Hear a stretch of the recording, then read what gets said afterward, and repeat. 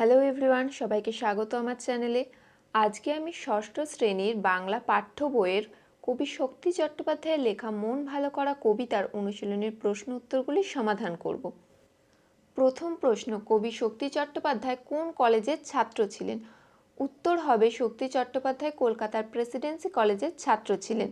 1-2 প্রশ্ন, তার রচিত দুটি কাব্যগ্রন্থের নাম লেখো। উত্তর, তার রচিত দুটি কাব্যগ্রন্থের নাম হলো যেতে পারি কিন্তু কেন যাব আর হেমন্তের অরণ্যে আমি পোস্টম্যান। 2 প্রশ্নে বলেছে নিচের শব্দগুলির বিপরীতার্থক শব্দ লিখে তা দিয়ে বাক্য রচনা করো। হর্ষ, হর্ষ, খর, শান্ত। তো এগুলোর বিপরীত শব্দ লিখতে হবে। হর্ষর বিপরীত কি? দীর্ঘ। দীর্ঘ দিয়ে আমি বাক্য রচনা করেছি সাহারা মরুভূমি খুবই দীর্ঘ। খরের বিপরীত শীতল। শীতল দিয়ে বাক্য রচনা করেছি কুয়োর জল খুব শীতল। শান্তর বিপরীত অশান্ত। দুঃসংবাদ শুনে আমার মন অশান্ত হয়ে উঠেছে। বাক্য রচনার ক্ষেত্রে তোমরা তোমাদের পছন্দ মতো বাক্য লিখেও একটি বাক্য রচনা করতে পারো। 3 প্রশ্নে বলেছে নিচের শব্দগুলো কোন মূল শব্দ থেকে এসেছে লেখো। রোদ্দুর আর গা। রোদ্দুর শব্দটি এসেছে রৌদ্র থেকে আর গা শব্দটি এসেছে গাত্র থেকে। 4 প্রশ্ন, হাওয়ায় বাতাসে পাতারাও নড়ে।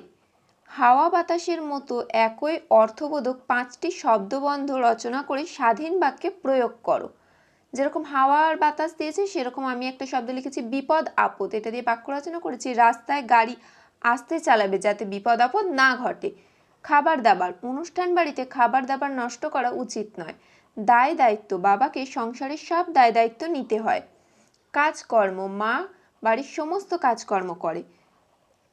আর ভালো মন্দ এই দুই নিয়ে আমাদের জীবন। এক্ষেত্রেও তোমরা তোমাদের নিজেদের পছন্দ মতো শব্দ লিখে বাক্য রচনা করতে পারো। 5 বলা হয়েছে মন ভালো করা নীল নীলান্তর মতো একাধিক শব্দবন্ধন তৈরি করো।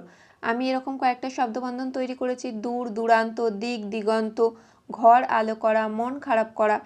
এটা ছাড়াও তোমরা তোমাদের পছন্দ মতো শব্দ লিখতে পারো। 6 প্রশ্নে বলেছে গদ্যে লেখো। মন ভালো করা রোদ্দুর কেন মাছরাঙাটির গায়ের মতন। এটা তো কবিতার ভাষায় লেখা হয়েছে। এবার তোমাকে উত্তরটা লিখতে হবে গদ্যের মতো করে। কি হবে? মন ভালো করা রোদ কেন মাছরাঙার গায়ের মতো। 7 বলা হয়েছে নিচের প্রশ্নগুলির উত্তর নিজের ভাষায় লেখো। যখন এরকম নিজের ভাষায় লিখতে বলবে তখন প্রশ্নের উত্তরগুলো আমরা একটু বড় করে লিখব।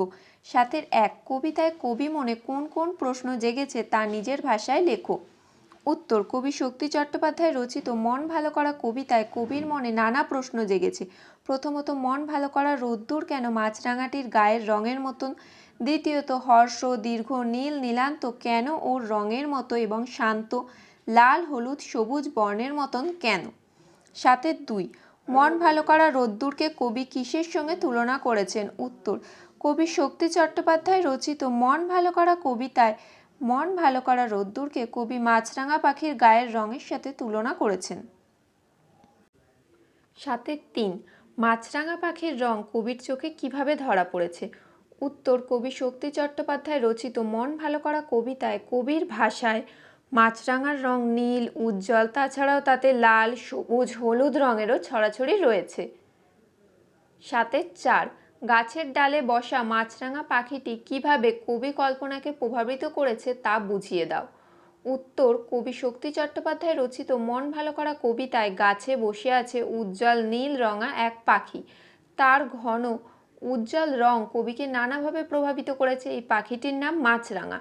কবির মনে হয়েছে মন ভালো করা রোদের রং নীল। মাছরাঙাটির গায়ে সেই আলো পড়লে তা হাওয়ায় বাতাসে ছেয়ে যায়, পাতারাও নড়ে ওঠে। মাছরাঙার রং খড় হলেও নীল আকাশ জুড়ে তা একেবারেই শান্ত রূপ ধারণ করেছে।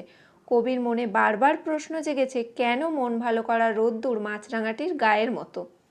আজকের ভিডিওটি এখানেই শেষ করলাম। ভিডিওটি ভালো লাগলে একটি লাইক করো এবং এরকম আরও অনেক ভিডিও পেতে চ্যানেলটিকে সাবস্ক্রাইব করো।